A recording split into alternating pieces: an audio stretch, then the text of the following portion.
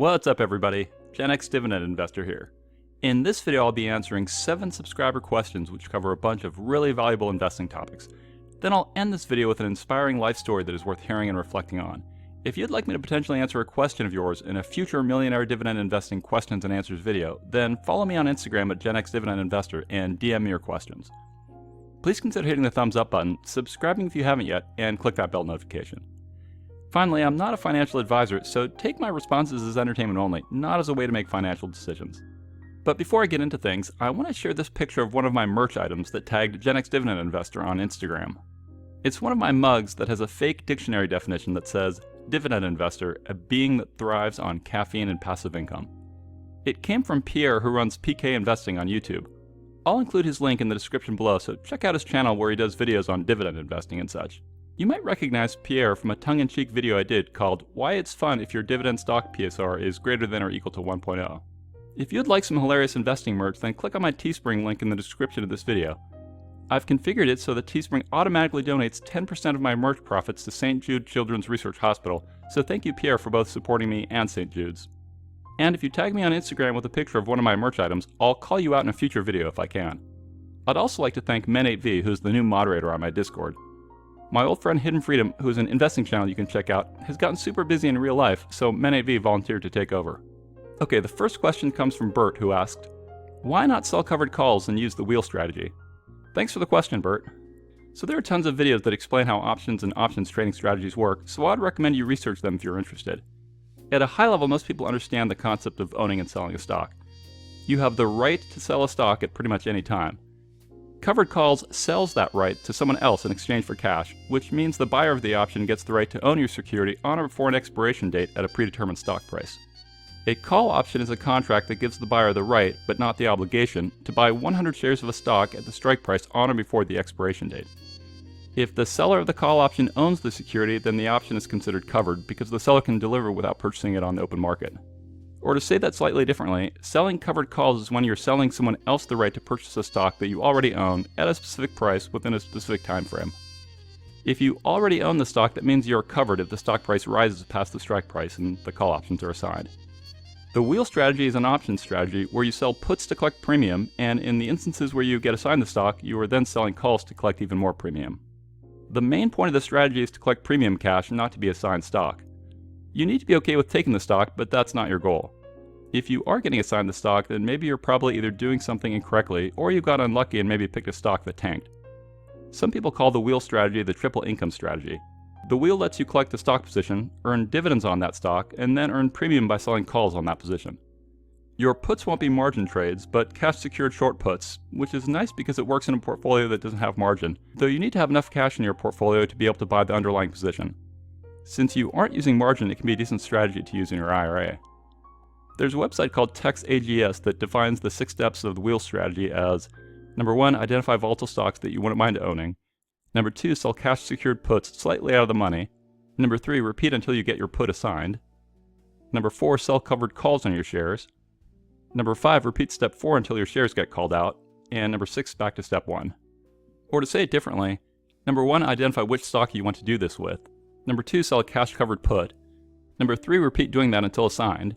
Number 4, sell a covered call. And number 5, turn the wheel, aka go back to step 1, or just sell another put on the same stock if your outlook is the same. Anyways, I think some people like trading strategies like these because in essence it gives them leverage to make more money faster. Some people like it because they can collect premium from multiple stocks, rather than a normal buy and hold where you might put more money into fewer stocks, which is also a way to spread out some risk.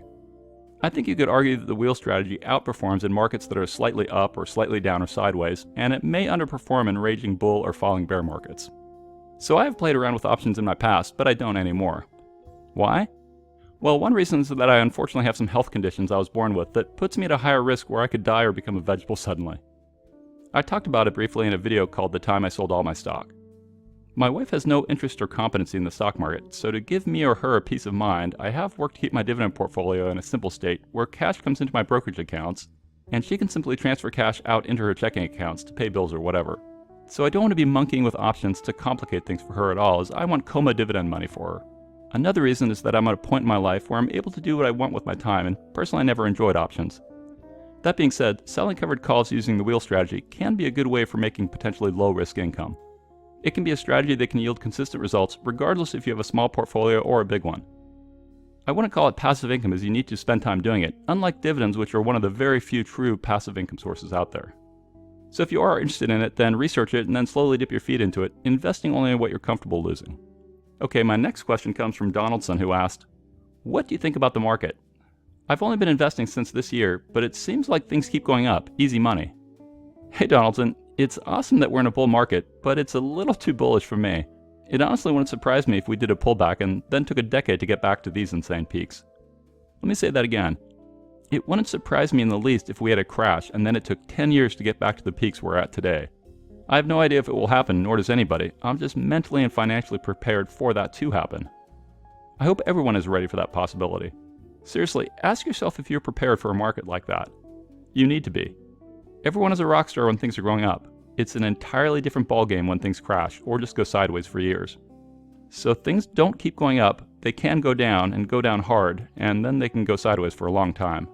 This market we're in isn't representative of a normal market, so don't take it for granted. The next question comes from Dumita1, who asked, "What's your opinion on STORE and DLR? Why do you only have one REIT in your portfolio?" Hey Dumita, so I only have one REIT, which is Realty Income, because I've only found one that meets the criteria of the type of company that has a financial metrics in business that I personally care about. I also like to keep my portfolio fairly tight, so I try not to keep on adding new positions, which is a natural tendency to want it to do. That doesn't mean that Realty Income is the only great REIT out there. It just means that it aligns to my needs. If you watch my video called How to Analyze a Dividend Stock in 60 Seconds, you can learn some of the metrics that I like to use as I begin my analysis of a dividend company. If my quick 60-second analysis looks promising, then I analyze more things like you have seen me do in my hour-long deep analysis videos. So for brevity's sake in this video, let's just look at one of my guidelines for a good dividend stock, and that's the number of consecutive years of dividend increases, where I like to see at least 10. It's a guideline because sometimes I'll relax it if other things look really compelling. Realty Income is at an awesome 25 consecutive years. Let's look at what STORE Capital is at using my Spreadsheet 2.0 product, which my Patreon aristocrats gain access to for free as long as they remain an aristocrat. It says STORE is at only 5 consecutive years of dividend increases. If STORE was a company I really believed in, like if Amazon just started paying a dividend and they didn't yet hit my 10-year minimum bar guideline, then I'd overlook it. If you have watched my deep analysis videos of Realty Income, you would see that after my basic guidelines are met, I like to look at a slew of financial metrics, their business, their competitors, their management, etc. So for example, I do like STORE's mix of clients spanning a bunch of industries including furniture stores, farm and ranch supplies, RVs and used car dealers, and hunting and fishing stores amongst others. But I don't feel the need to dig much deeper because they aren't my cup of tea. That doesn't mean that STORE isn't a great investment. Everyone needs to figure out what sorts of metrics and growth predictions, whatever makes sense to them, and invest accordingly.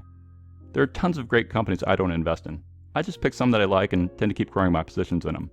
Now in terms of Digital Realty Trust, they're in the data center business and have ownership interest in hundreds of data centers, which is what companies use to host their websites and their critical IT infrastructure. It's been a great business to be in and they have been performing well. Their business reminds me a bit of how cord cutting is happening where consumers are dropping legacy cable providers in favor of streaming options. I.e. a somewhat similar thing has been happening in IT infrastructure where companies have been transitioning from owning, leasing, and managing their own computers and systems, and instead are migrating to cloud providers like Amazon Web Services and Microsoft Azure, both of which I'm long in. So my long-term concern about Digital Realty Trust is that I think AWS and Azure will continue to dominate data center infrastructure, and less companies will be using solutions that DLR provides. That being said, in my lifetime I think companies will continue to leverage data centers and solutions that DLR provides, but I don't like the trends I'm seeing enough to invest. That doesn't mean DLR isn't a great investment for you, it's just not meant for me. That's my quick answer, but if you want a more nuanced and in-depth answer, then jump on my Discord and we can chat about it. Okay, the next question comes from Slocum, who asks, "Hi GenX, I don't get something. I thought that the way banks make most of their money is through loans, but aren't interest rates so low that their revenues must be bad?" Hey Slocum, so banks make money in basically two ways. Number one, from net interest income, which is usually around 50 to 75% of their revenues, and number two, from non-interest income, which makes up 25 to 50% of revenues. What is net interest income? That's interest they get on loans, minus some costs such as foreclosed mortgages or interest they pay on deposits. Also realize that the interest rate paid by the bank on the money they borrow is less than the rate charged on the money they lend. And then non-interest income includes fees they charge like ATM fees and advising fees, as well as money they get for processing debit and credit card transactions, called interchange. So you see, banks make money regardless of interest rates. They might not charge as much for loans when interest rates tumble, but they also don't have to pay as much to get deposits. Basically, banks are smart enough to ensure they make profits when interest rates are high or low. Let's look at an extreme situation. What happens if interest rates go negative? Well, in that case, banks will probably charge you to deposit your money as a storage fee rather than you getting interest income. So banks always try to get theirs. That being said, as interest rates go up, banks will probably charge you a little bit more, so it's still helpful to them. Okay, the next question comes from Julian, who asked, "Hi GenX, thank you for doing these questions and answers videos. I wanted to get your take on investing over long time frames. I'm young and I'm excited that I recently started investing. But I usually get excited and then I burn out of things pretty quickly, whether it's learning to play the guitar or it's learning a foreign language. The same pattern happens over and over where I start and then I lose interest. Any advice you can give me on how I can stick with investing even when it's not as exciting?" Hey Julian, thanks for your question and it's awesome you're investing. I get you. Almost everyone gets burned out on things. It's okay to stop for a while, though generally speaking I don't encourage stopping investing for long, other than during financial periods of stress. At the end of the day, you need to win the war against yourself. Whether you're trying to stick to a workout schedule, or if it's learning to play an instrument, or if it's not eating too much food or whatever. What you have to do is make yourself do the stuff you know that's good for you, but you're too lazy to do. Unfortunately, discomfort is often good for you. It's easier to just watch Netflix and eat chips and a soda and zone out than it is to get up, eat and drink healthy, and force yourself to work out. As they say, your smart brain has to win the war against your lazy brain. That's it. The angel has to beat the devil. The reality is no one's going to force you to do the right thing. Mommy and daddy aren't, your friends aren't, your significant other if you have one isn't. Quit waiting for the perfect time. Quit waiting to want to do it. Just freaking do it. You gotta push through the laziness and do what you know you should do but you don't always feel like it. One realization I've had is that once you start seeing results, your motivation tends to increase. For example, when I was a teenager, I started working out. For the first years, I wasn't always motivated. Sometimes it seemed like a chore. But as I started improving, getting stronger, getting my body into the shape I wanted, then I got more motivated. I'd look forward to working out. If I missed my workout during the day, I'd hit a 24-hour gym and work out at midnight. Investing's no different. Early on, you might lose steam. The market might crash and you might lose some drive to keep investing. You might think of selling your stock and instead buy that new car or the new Xbox or whatever. But slowly as you see success, things will change. You'll crave growing your assets. You would rather invest than spend your money on stuff you don't really need. For me, I found out that I got excited to hold single stocks, as it's neat thinking of myself as an owner. To this day, I like pulling up to McDonald's and order something I love. I get a kick out of seeing Band-Aids and Colgate and such in our medicine cabinet. I get excited updating my spreadsheet when a company increases their dividend. I sometimes will wake up at 3 a.m. and if I see a dividend hike, I'll go update my spreadsheet to see what my new annual dividend income will be. So all those types of things have kept me motivated to keep investing for over 25 years. That reminds me of this thing I saw online. I read that when people go through Navy SEAL training, the instructors tell you the water is going to get colder. They tell you that you're too small or too big to be a SEAL. They tell you that you don't have what it takes to make it through their elite program. All they're doing is to try to weed out people with a weak mind. What many don't realize is that what's on the surface appears to be them tearing you down is also them teaching you not to listen to yourself when your mind is telling you that you can't make it, that you can't do it. You've got to learn to tell yourself you can do it. You can make it. It'll be hard, maybe harder than anything you've done before, but you can make it. Okay, let's move on. The next question comes from Santiago, who said, "Can you help explain why you can't time the markets? Can't you see things are going badly and then get out, and then when they turn around just get back in? Sorry if it's a dumb question, I'm new to all this, but I love your channel." Thanks, Santiago, and that's awesome you've started investing, and it's not a dumb question. So I actually try to be a bit more nuanced in my answer. What I tend to say is you can't consistently time the market. Anyone can get lucky now and then, but no one in history, to my knowledge, has shown their ability to consistently, year after year, pull out and go back in at the right times. So let me show you a little story of my best friend who's been investing for decades as an example of why timing the markets is so hard. My buddy sold all of his stocks in November of 2019 when the S&P was around 3,100. Looking at this 5-year graph of the S&P 500, it looks like either he had a brilliant call on selling everything or he got plain lucky. So why did he sell? Because he felt that politics were causing the markets to be too volatile, trade wars were happening, the stock market was in a bull run that was way overdue for a big correction, etc. But in November of 2019, there wasn't any talk of coronavirus yet, which was a key catalyst for the March drop. So it wasn't a brilliant call on his part, he just got lucky on selling. The S&P 500 hit its peak in February of 2020 at around 3,400 and then crashed due to the coronavirus news. So he pulled out at almost a perfect time. We see a month later in March of 2020 that the S&P 500 got down to around 2,200. Now I talk to my buddy almost every day, and during the crash he understandably felt the market had become harder to understand and more volatile. I agreed and also asked him at what point he would get back into the markets. He said once things got a little bit more normal. Around July of 2020 the market was back to the point where he got out, which was around 3,100. So it took about 7 months for the markets to get back to where they were when he sold. Still, the pandemic was only getting worse, trade wars were still going on, politics were volatile, unemployment was bad, etc. The Fed helped drive the markets up. They lowered interest rates, bought trillions of long-term securities, offered loans to securities firms, etc. Of course, we had all the stimulus actions which helped. But my friend stayed on the sidelines since things were so crazy. I again asked him when he would get back in. He thought once there were a couple quarters of positive earnings results of good companies, then he would get back in. But as earnings continued to improve and the stock market kept running, he still felt things were too unpredictable. He was like, sure, companies are beating their earnings estimates, but they're all lowered estimates.